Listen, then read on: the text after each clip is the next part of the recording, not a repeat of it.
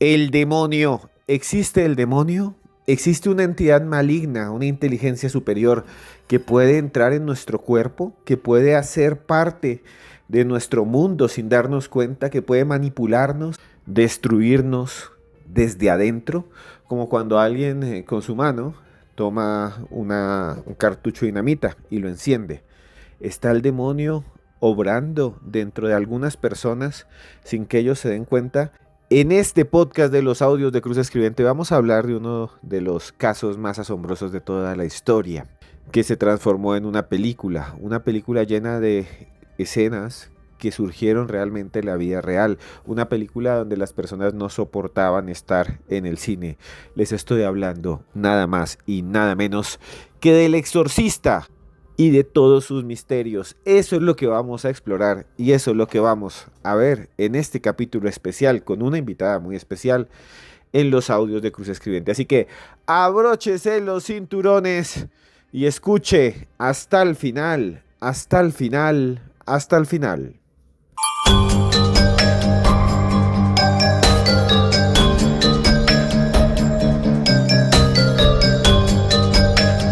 Es un gran centro nocturno y yo tocando el piano por toda la eternidad. Y me ama. Continuemos. Tiernas canciones que te hacen. Una escena del Exorcista, esa famosa película de la cual vamos a hablar hoy. No sé si ustedes sabían, pero El Exorcista es catalogada como una de las películas más importantes de terror de todos los tiempos. Yo mismo leí el libro, es realmente apabullante la forma como William Peter Blatty lo escribió. Sientes los aromas. Cuando lees, cuando pasas los ojos sobre las palabras, sientes que algo que se conecta con tu cerebro. Es increíble, les recomiendo ese libro. Y para hablarnos del Exorcista y para hablarnos de los misterios del Exorcista, estamos nada más y nada menos que con Tania Velázquez. Tania, muchas gracias por estar aquí nuevamente en los audios de Cruz Escribiente. Esteban, siempre es un placer estar acá presente en los audios de Cruz Escribiente. Es una dicha para mí porque hace mucho estaba esperando que me invitara para hablar de este tema, porque en general todos alguna vez hemos temido o hemos visto cintas en las que se retratan posesiones demoníacas, esas películas que también en algún momento nos hicieron temblar, erizar el vello, también de alguna forma marcaron la cultura y marcaron el cine, porque a quien no lo asusta aunque sea por un ratico. No importa si uno es creyente, si no es creyente, lo importante es que nos llevan unos grandes sustos y más en el ámbito de las posesiones demoníacas, claro está. Entonces, para que las personas que no lo hayan adivinado, estamos hablando de El Exorcista, una película que ha sido insignia, que se ha llevado una nominación a Oscar que casi en el ámbito del terror no existen, y es muy importante también de notarlo y sobre todo, ¿qué hay detrás? ¿Hay una maldición? ¿Hay cosas extrañas? Ya abrochen el cinturón, como dice Esteban, y preparémonos a escuchar. Saludos a ustedes que nos están escuchando allá, como siempre digo, picando cebolla, haciendo oficio, trabajando o también pasando un buen rato.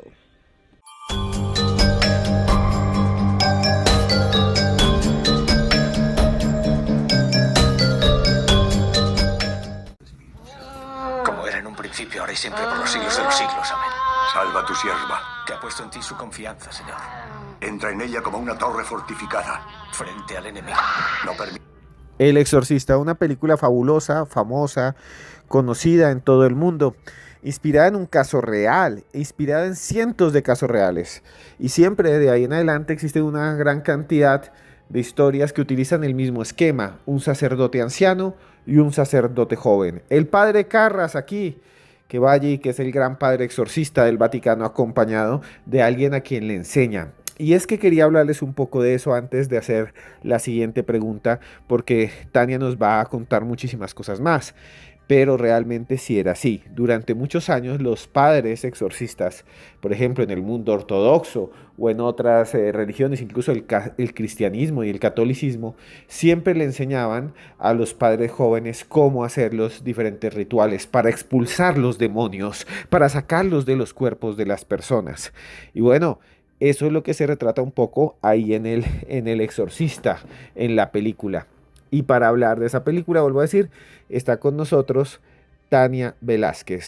Y bueno, le voy a pedir, Tania, cuéntenos por favor, ¿cuál es la historia de la película del Exorcista? ¿Por qué decían que la gente se levantaba en la mitad de la proyección y salía corriendo? ¿Por qué fue un fenómeno cultural?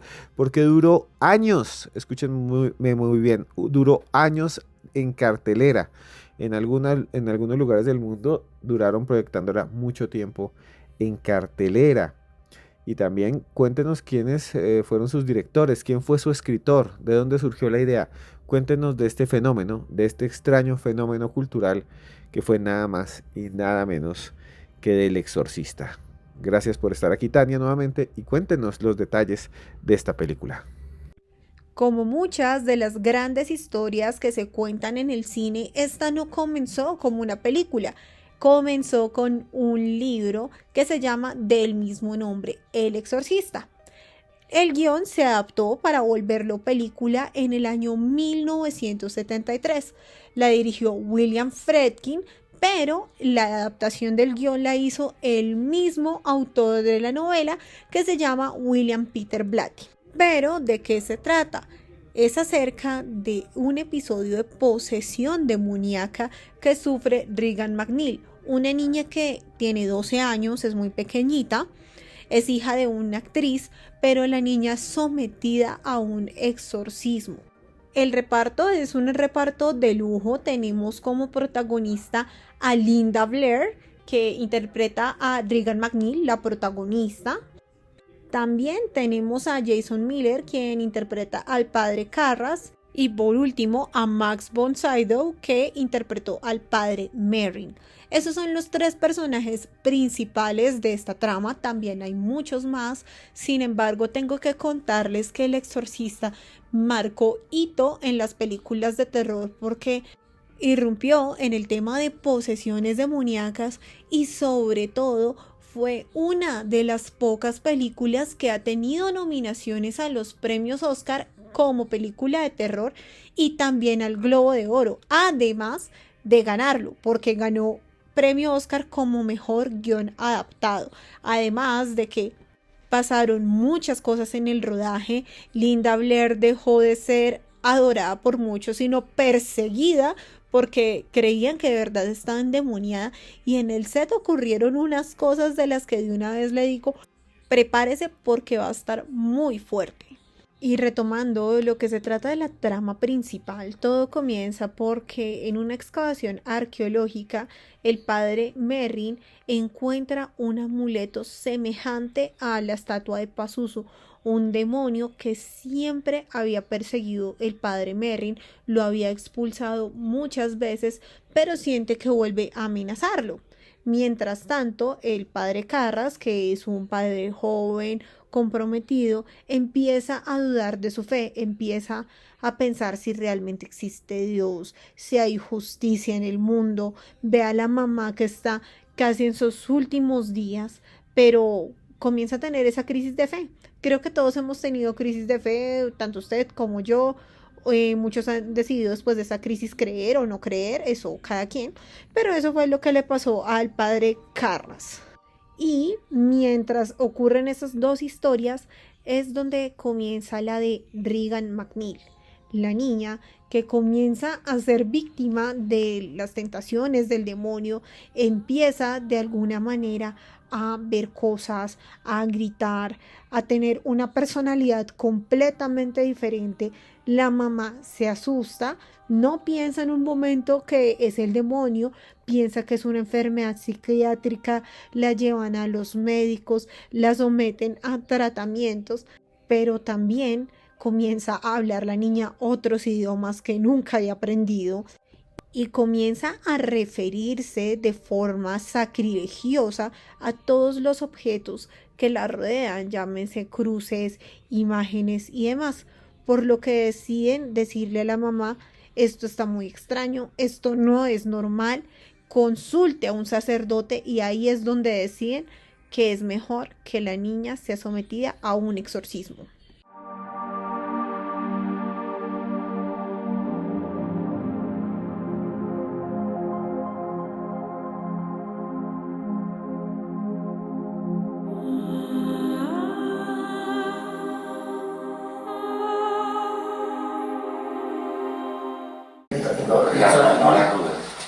¿Quién lo mandó? ¿Quién lo mandó? Te conjuro, te ato, te doblego, espíritu maligno, cualquiera que sea tu nombre. Rompo todo maleficio, toda hechicería, toda brujería, toda maldición. El sonido de un exorcismo real, esta vez del padre Andrés Tirado. Al final de este podcast les voy a dar un fragmento de una entrevista que le hicimos a Andrés Tirado sobre el demonio. En muchas tradiciones existe el demonio. En muchas tradiciones se tiene la idea de que existe un ser, una esencia, digámoslo así, inteligente, no humana, porque no es humana. No estuvo nunca como usted y yo en nuestra tierra, no fueron físicos, sino que se plantea que esos seres están en otra esfera del cosmos, un plano espiritual, el bajo astral, las energías infernales, las esferas negativas, las dimensiones malditas, como quieran decirle ustedes a ese plano espiritual en donde se cree viven estos demonios o estos seres que fueron creados por Dios pero que se rebelaron en la teología cristiana. Los ángeles se rebelaron, hubo una guerra en el cielo, Satanás perdió, fue arrojado al Averno, al Tártaro, y allí se convirtió en rey, y desde allí disputa de alguna manera con Dios todavía la creación, y odia a los hombres, los teme también, porque son preferidos de Dios, y Dios los protege, pero al mismo tiempo trata de influir, de llevarlos al mal. En muchas religiones de origen cristiano, por ejemplo, los protestantes que hay en el mundo, wesleyanos, y otro tipo de tradiciones, y también entre los ortodoxos son comunes los exorcismos, porque el mismo Maestro Jesús fue un exorcista. Entonces se piensa que se pueden sacar esos demonios de los cuerpos de las personas, proporcionándoles paz espiritual, tranquilidad y liberándolos de esas energías negativas que, vuelvo y repito, son inteligentes. Dentro de esas tradiciones, lo más importante, tal vez lo más fundamental, es saber el nombre del demonio, identificarlo, para así arrojarlo de nuevo al infierno, o por lo menos intentar sacarlo del cuerpo. Fueron los sacerdotes jesuitas, dominicos y franciscanos los que más han hecho de alguna manera este tipo de procedimientos en el mundo. En el Vaticano incluso hay sacerdotes que han sido desde hace mucho tiempo exorcistas oficiales, los máximos exorcistas, como el padre Amort.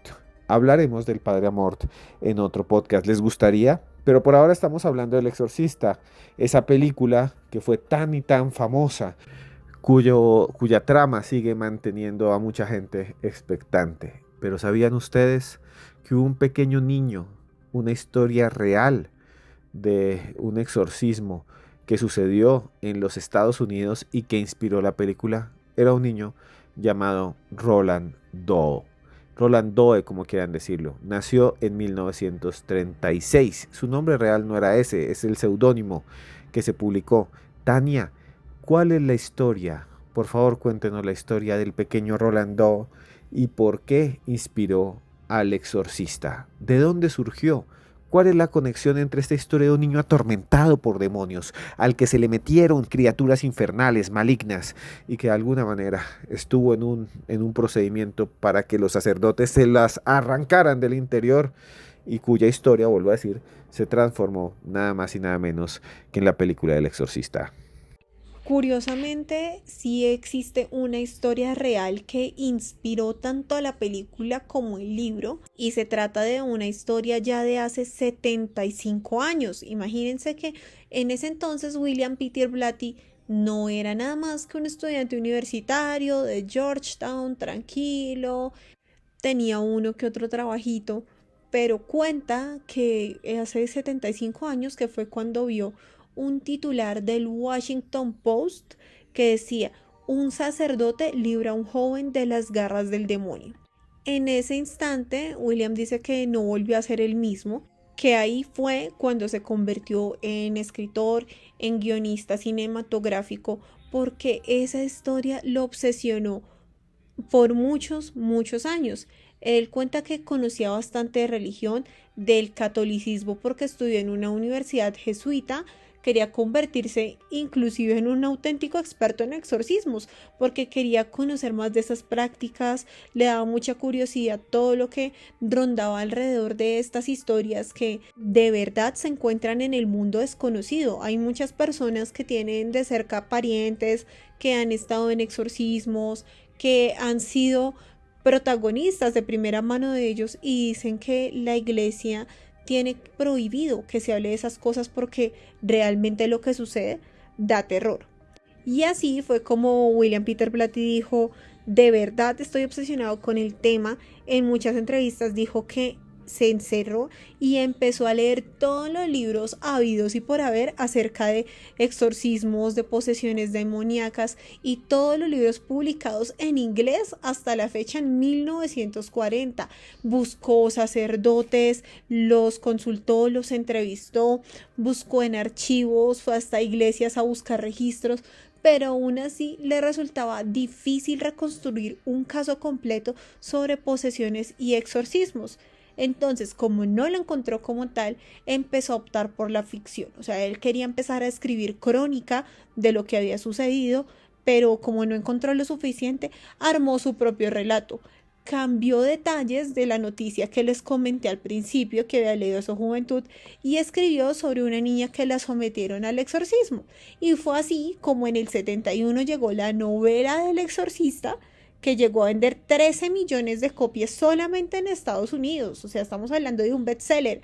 Y se mantuvo 57 semanas en la lista de New York Times. Quiere decir que Blatty se volvió millonario gracias a eso.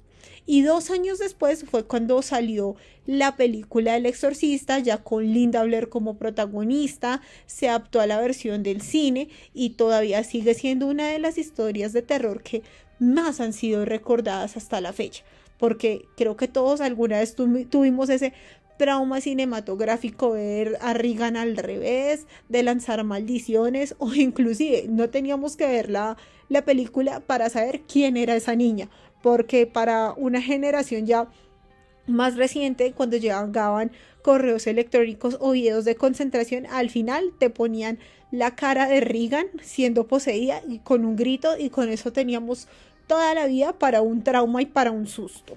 Pero retomando la historia, les cuento que en 1949 los medios de comunicación empezaron a recibir información de un caso impactante que se ha mantenido oculto hasta ese momento.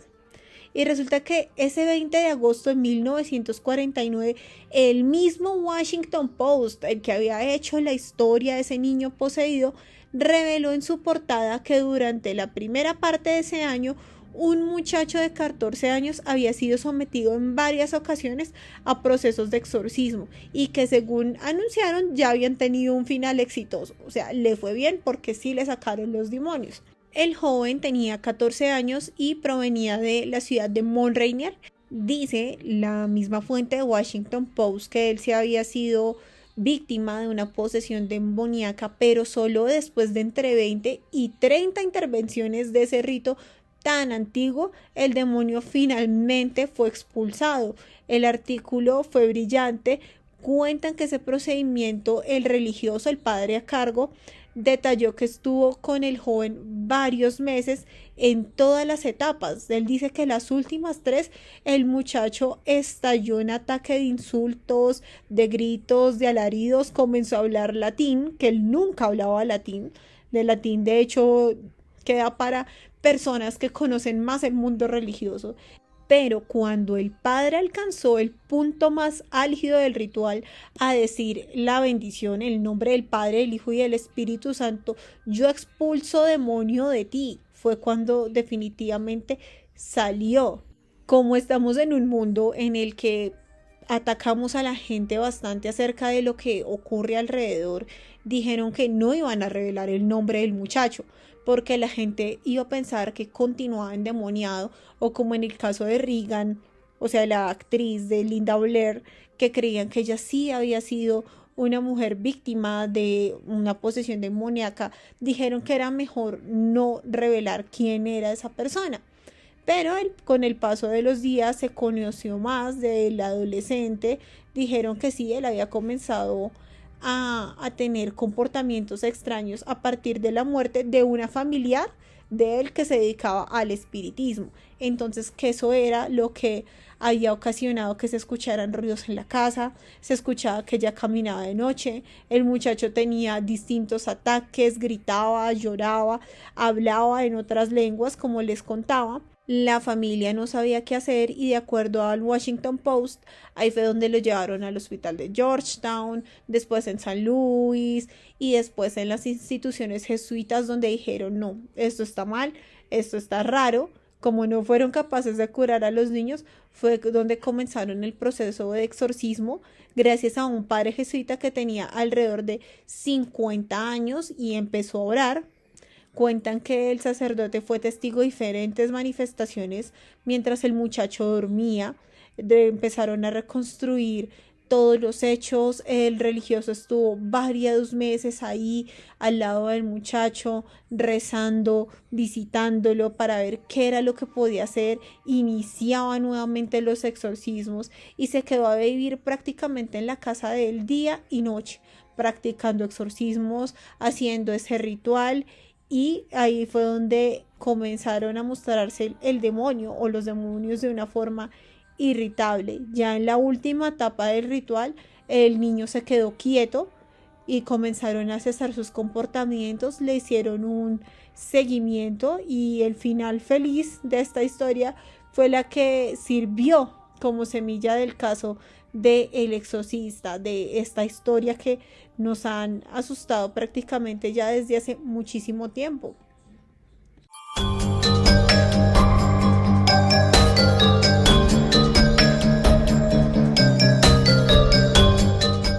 Día para un exorcismo. ¿Te gustaría? Con locura. ¿No te haría salir del cuerpo de Regan? Serviría para unirnos. ¿A ti y a Regan? A ti con nosotros. El Exorcista. Escucharon ustedes en el doblaje español una escena de esa película en donde el demonio habla desde el cuerpo de la niña, desde Regan, una escena magistral, y el sacerdote trata de charlar con él burlonamente y el demonio muestra toda su malignidad. Escuchen.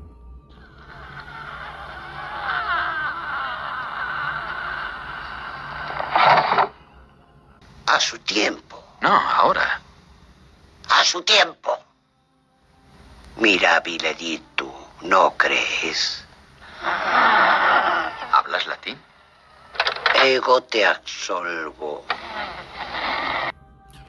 Una escena aterradora del Exorcista, vuelvo a decir. Y en esa película se muestra un demonio, un ser que ustedes lo ven en una estatuilla. En una parte de la película hay un padre que es el padre Merrin y el otro es el padre Carras. Y aparece como una estatuilla de una criatura que está de pie en medio de un desierto, un ídolo que tiene dos alas hacia arriba y dos alas hacia abajo, invertidas, con un rostro como de dragón y dientes. El señor de las moscas, el Pazuzu, el terrible Pazuzu, que en un tiempo fue una deidad protectora que ayudaba a las personas, pero que luego se fue transformando en una bestia sobrenatural, un ser que acecha desde las sombras, una criatura capaz de hacer todas las monstruosidades, todas las bestialidades, todo el horror posible, todo lo peor, todo lo que no está escrito. Pazuzu.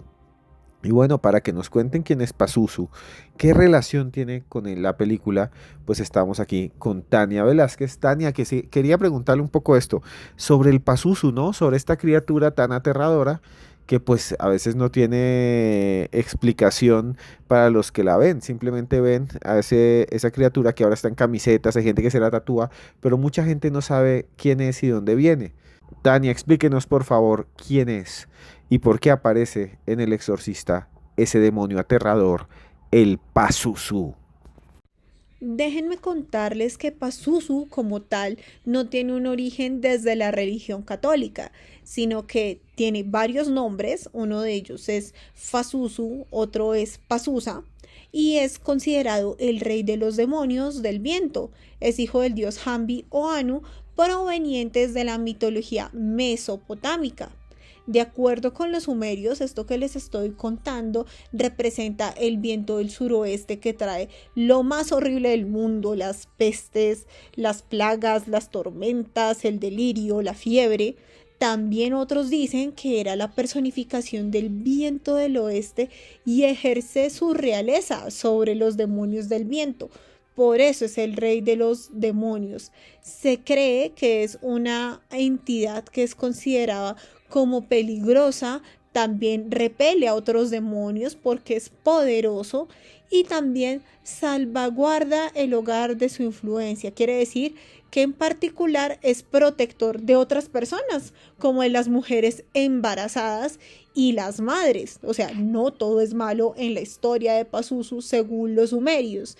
Y también defiende a las maquinaciones de la diableza Lamatsu, que es su esposa y al mismo tiempo rival. Por eso las defiende tanto a las mujeres embarazadas y se le invoca en varios rituales en los que representan como amuletos defensivos. También les cuento que está muy documentado el uso de Pazuzu como parte de la magia blanca en la cultura mesopotámica porque tiene una figura un tanto grotesca, extraña, que también era utilizada para mantener alejadas a las visitas no deseadas, así como cuando la gente pone la escoba detrás de la puerta para que se vaya la visita, así utilizaban a Pazuzu.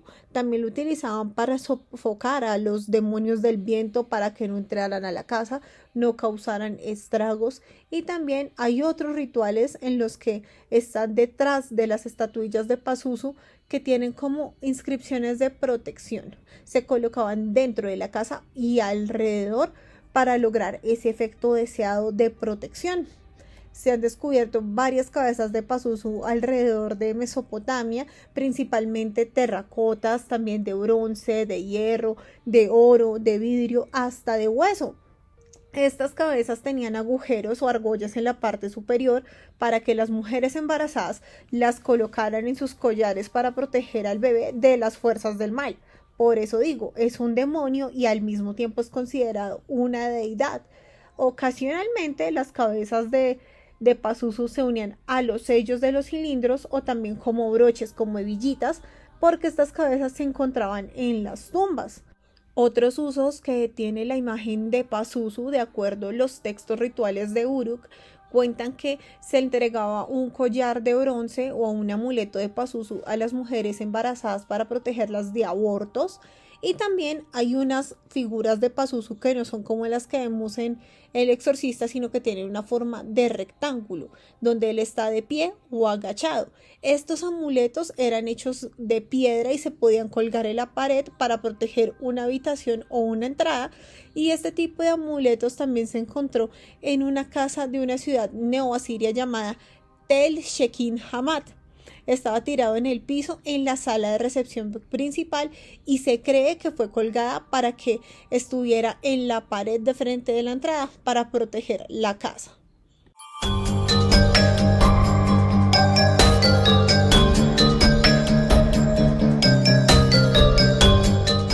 People who've seen this version say, even though we've only put in one scary scene back into it, that somehow all the other work. La voz de William Peter Blatty. William Peter Blatty es el creador del Exorcista, fue el escritor y además fue el director de varias de sus entregas, de varias de sus películas.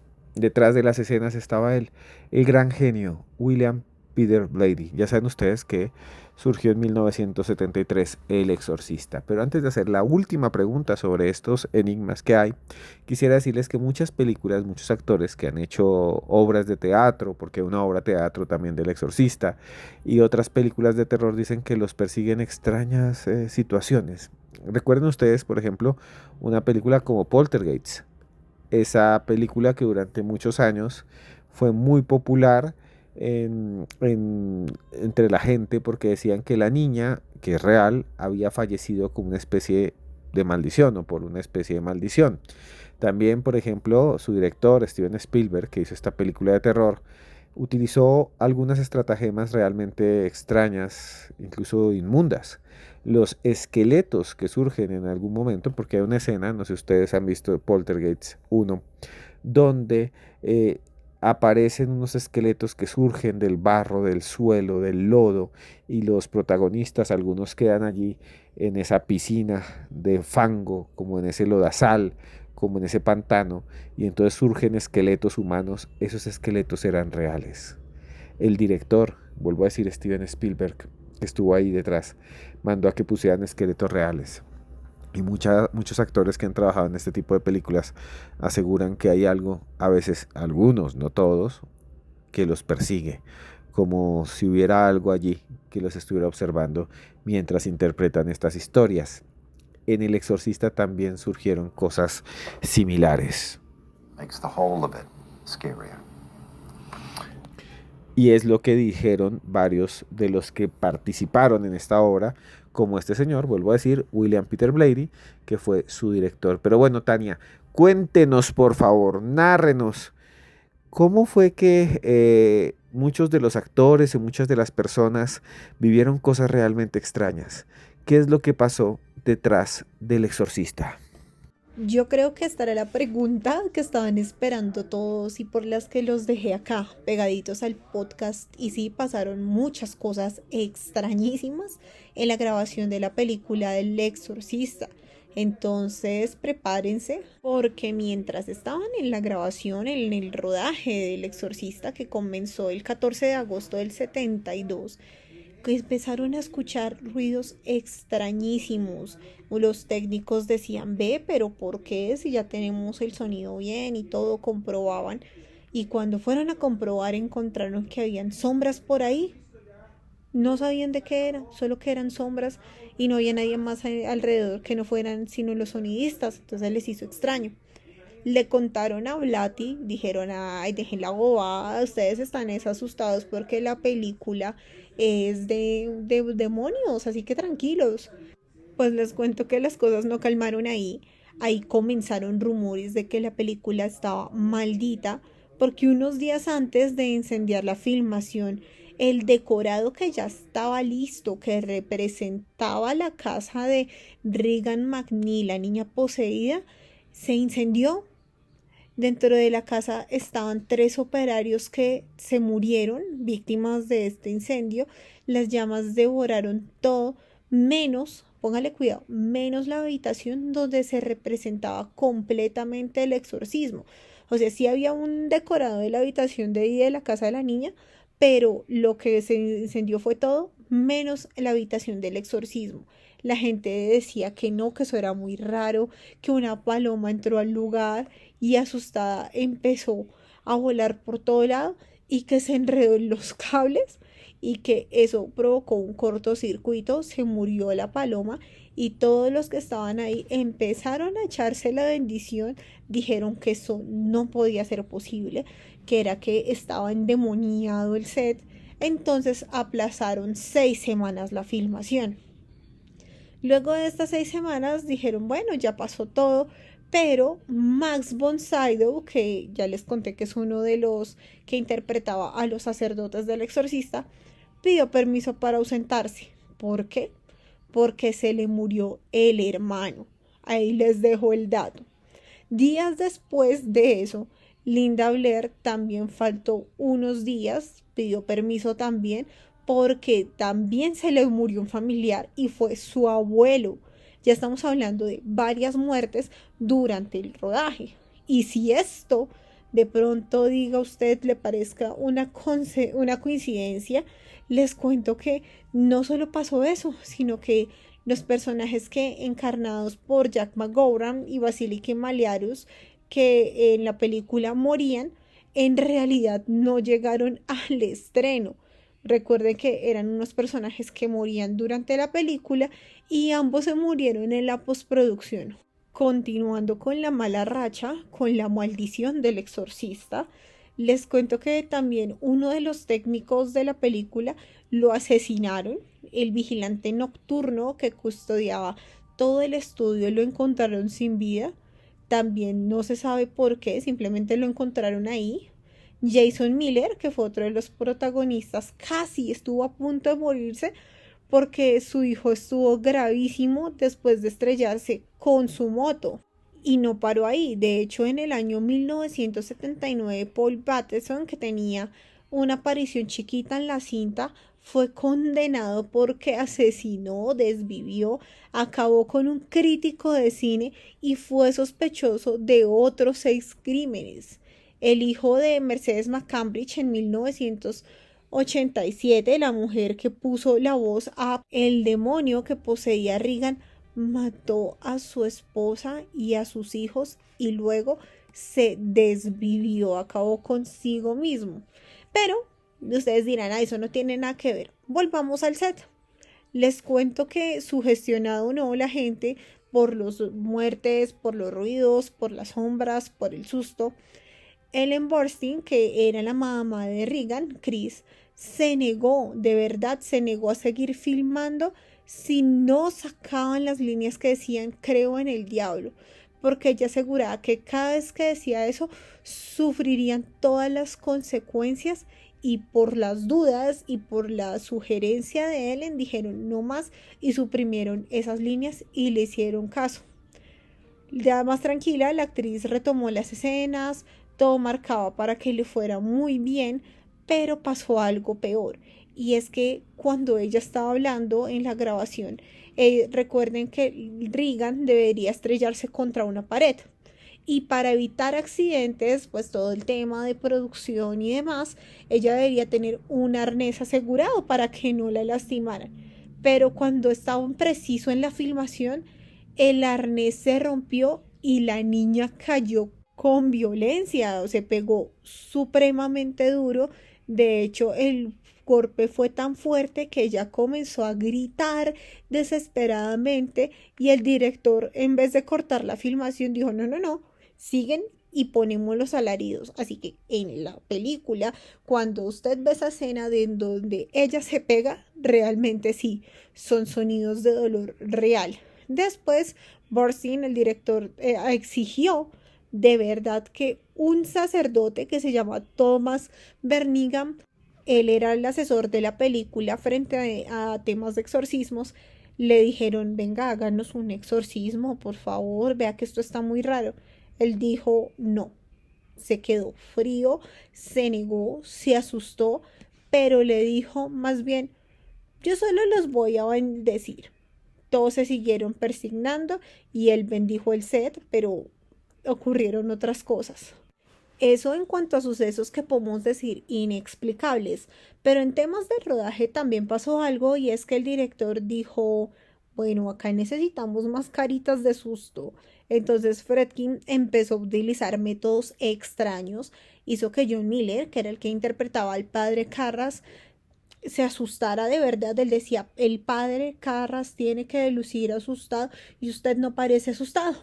Entonces, para lograr que tuviera esa expresión, entró un dispositivo y comenzó a disparar.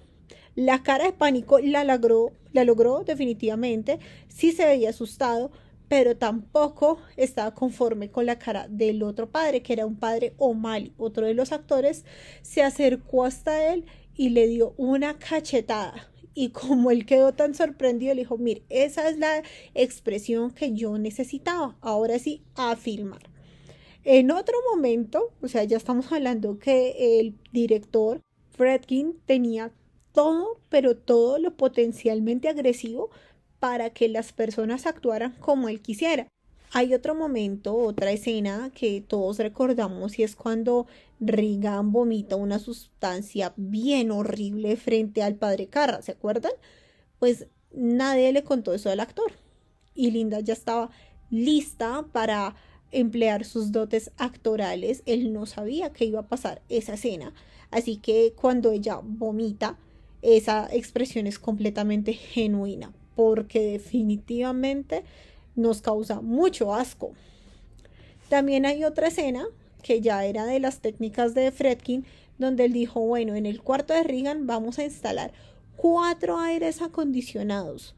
Empezaron entonces a descender la temperatura hasta 40 grados bajo cero. Imagínense, Linda Blair solo estaba vestida con una pijamita, un camisón.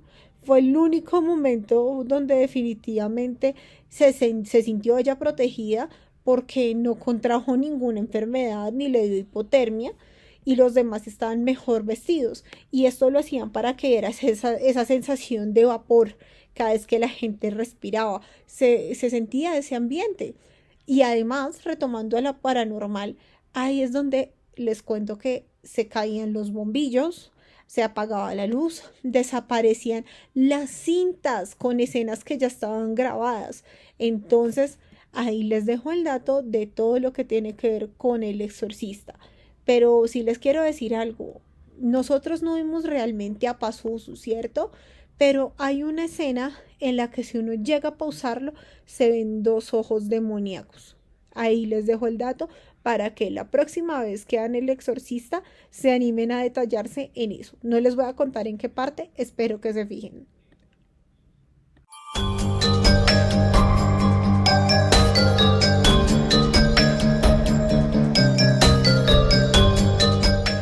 Y bueno, llegamos al final de este nuevo podcast de los audios de Cruz Escribiente. Hemos hablado del Exorcista, una película impresionante que a mí me parece realmente fundacional del género del terror religioso en los Estados Unidos y en el mundo. Entonces quería decirles eso. Y bueno, aquí seguimos en los audios de Cruz Escribiente. Muchas gracias, Tania, por estar aquí. Muchas gracias por hacer parte de este podcast, de ser la invitada principal últimamente. A usted muchas gracias, Tania. ¿Dónde pueden buscarla? ¿Dónde pueden conseguirla? ¿Dónde pueden ubicarla? Como siempre, gracias Esteban por invitarme, por permitirme estar acá para contarles todos estos datos, recordarles que para que chismoseen cómo soy yo, me vean la cara, vean datos, curiosidades, recomendaciones. Me encuentran por allá en TikTok y en Instagram como @TaniaMeCuenta. Un abrazo, como dice el Bebesaurio, se le quiere mucho y espero verlos en mis redes sociales y escucharnos en otro podcast.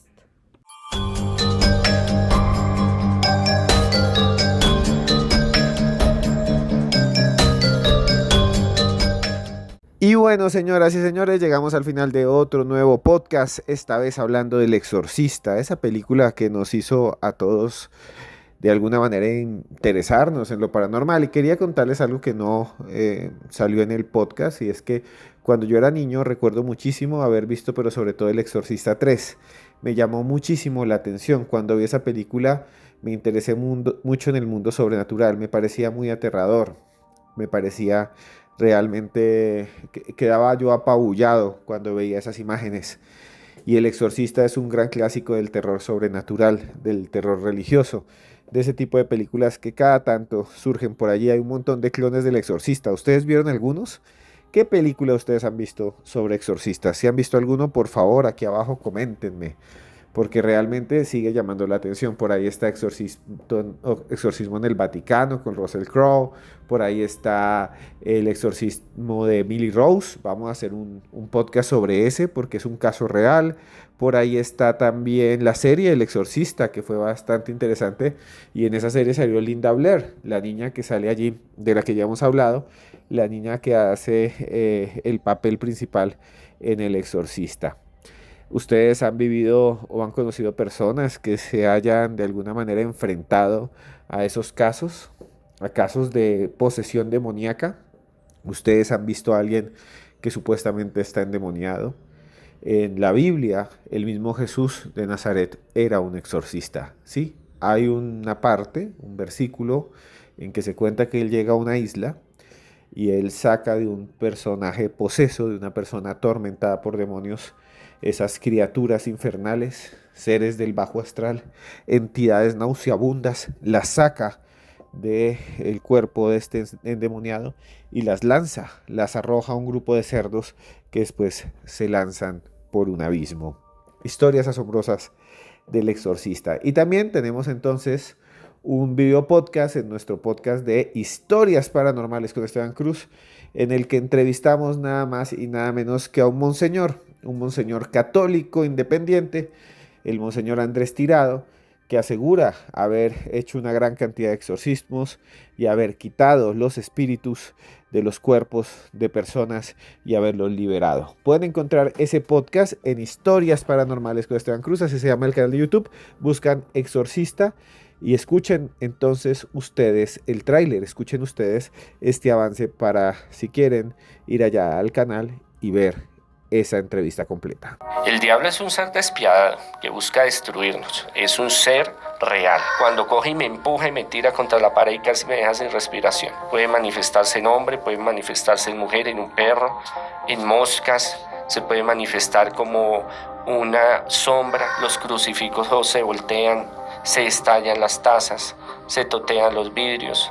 Hay quirokinesis, que es se prende fuego en un lugar y después se apaga, y en un momento de que estamos haciendo el exorcismo todo salió a volar, todo lo del altar, el Cristo se partió, todo empezó a volar por diferentes lugares. Así suena esa entrevista de Historias Paranormales con Esteban Cruz, se llama Soy sacerdote exorcista. Esto es lo peor que he visto. Y lo pueden encontrar ahí en el YouTube de Historias Paranormales con Esteban Cruz. Lo ven, van allá y lo observan. Y bueno, aquí nosotros también tenemos que decirles a todos ustedes que tenemos un nuevo libro. Se llama Pablo Escobar y los patrones de la brujería. Es un libro que ya les mencioné en otra parte del podcast. Pablo Escobar y los patrones de la brujería. Es un libro en el cual nosotros presentamos historias increíbles. Por ejemplo, hay un hombre que asegura que Pablo Escobar, cuando él estaba en el más allá, le dio un mensaje con un número y con ese número él fue, lo apostó y ganó millones de pesos. Esa historia está ahí, la encuentran ustedes en el libro de Pablo Escobar y los patrones de la brujería, lo tienen que tener.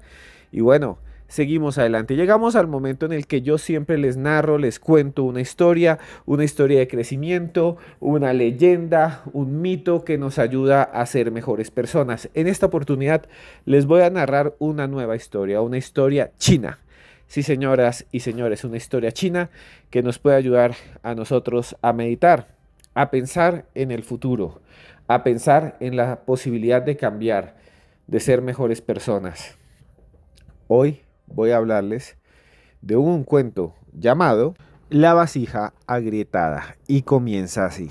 Hace mucho tiempo, en China, en esa China milenaria, llena de montañas, de árboles gigantescos, de bambúes, vivía un hombre que tenía que cargar agua. Es que antes no había acueducto, entonces uno tenía que llevar agua de un lado al otro.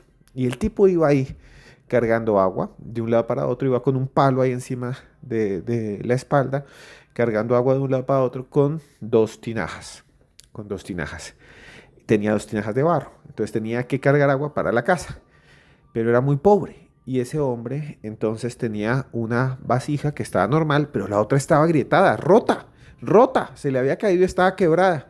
Y entonces cada vez que echaba agua, pues se regaba en todo el camino. El hombre iba hasta el pozo, cogía las dos tinajas, llenaba la buena y luego llenaba la agrietada y se ponía el palo sobre la cabeza, iba caminando 1, 2, 3, 4, 5 pasos, 10, 20 minutos, tenía que ir a la casa y seguía caminando y la vasija agrietada pues regaba agua por todo el camino.